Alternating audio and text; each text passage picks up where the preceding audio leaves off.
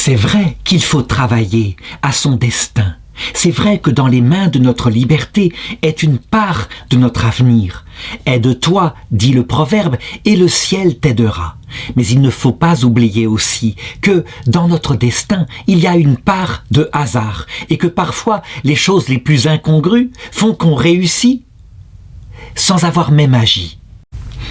En réalité, dira le philosophe, quand on regarde la réussite d'une vie ou d'une entreprise, il faut y voir volonté, il faut y voir hasard, il faut y voir aussi l'aide de la providence.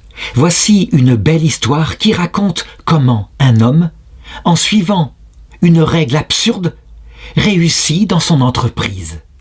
Un jour, 2 chevaliers s'en allèrent à l'aventure afin de faire fortune. Ils savaient que leur chemin serait semé d'embûches et donc par précaution, chacun s'était muni d'un talisman, chose absurde qui ne sert à rien.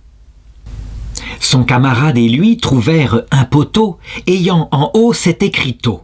« Seigneur aventurier, s'il te prend quelque envie de voir ce que nul n'a vu, étant chevalier errant, tu n'as qu'à passer ce torrent.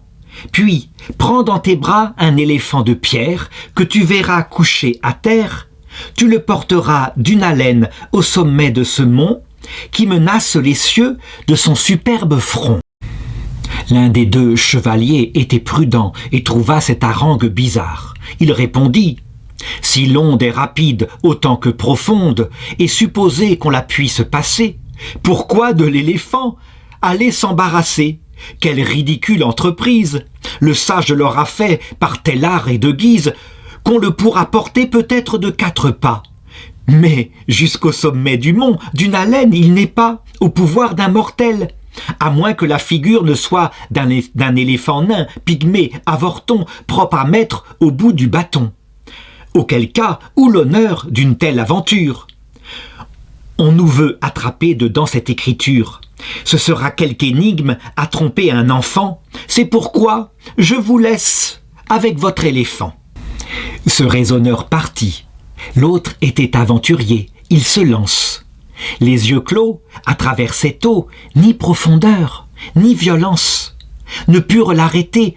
Et selon l'écriteau, il vit son éléphant couché sur l'autre rive. C'était un petit éléphant. Il le prend, il l'emporte. Au haut du mont arrive. Il rencontre une esplanade et puis une cité.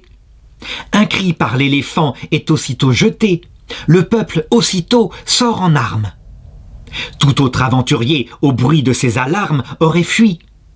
Celui-ci, loin de tourner le dos, veut vendre au moins sa vie et mourir en héros.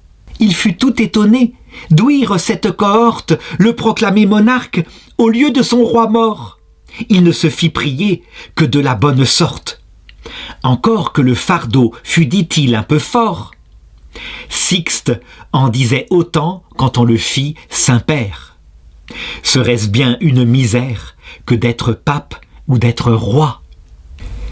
On le voit donc par cette histoire, le sage quelquefois fait bien d'exécuter, avant que de donner le temps à la sagesse, d'envisager le fait et sans la consulter. Parfois, ça marche, ça réussit. Il obtient son objet.